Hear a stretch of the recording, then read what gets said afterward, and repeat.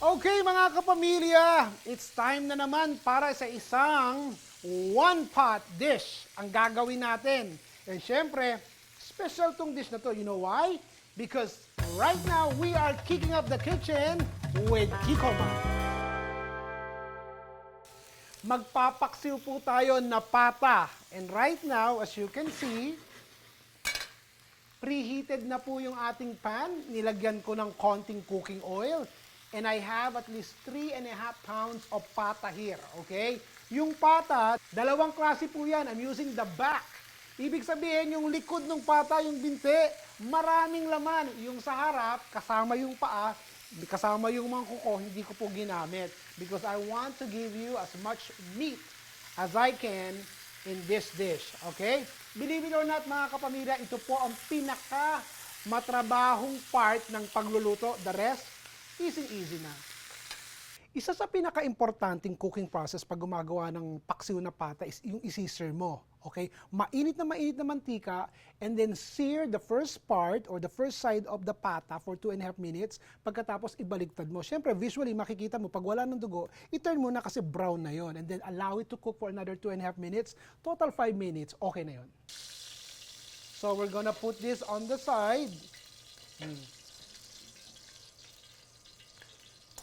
Tapos, tanggalin natin yung mantika ng konti.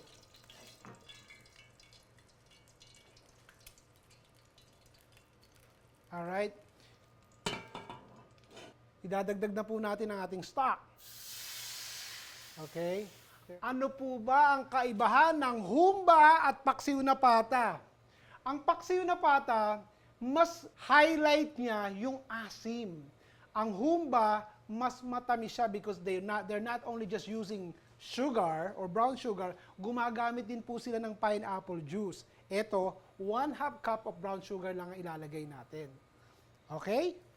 So far, so good?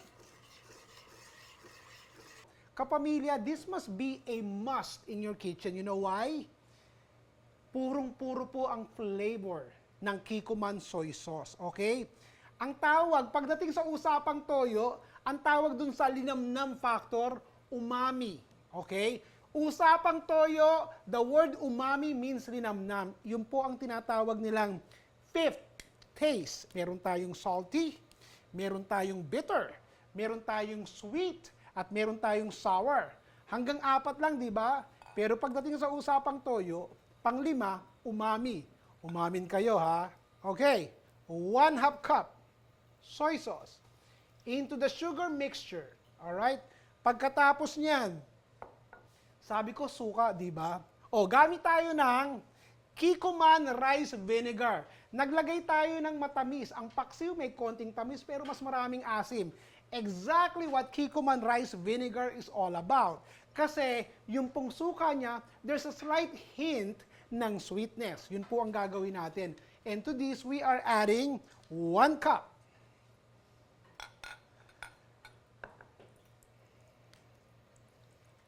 Alright. So, habang kumukulo yan, alright, para lumambot na kaagad, okay?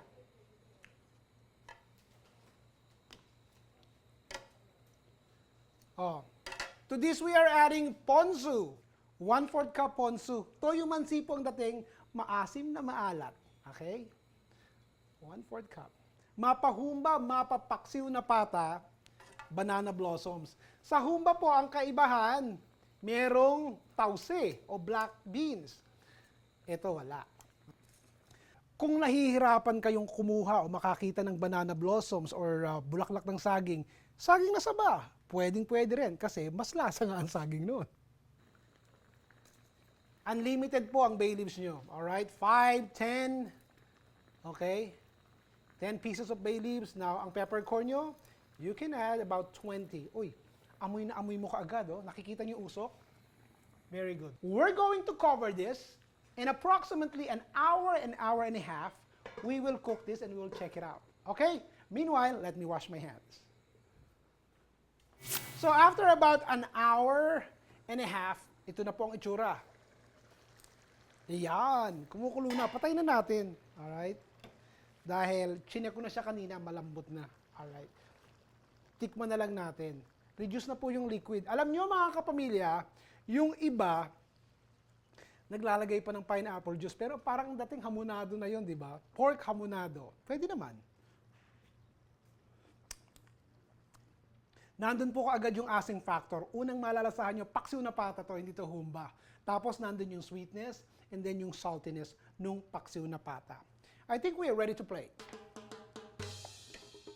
Abuso talaga sa dami ng banana blossoms o bulaklak ng saging. Look at this.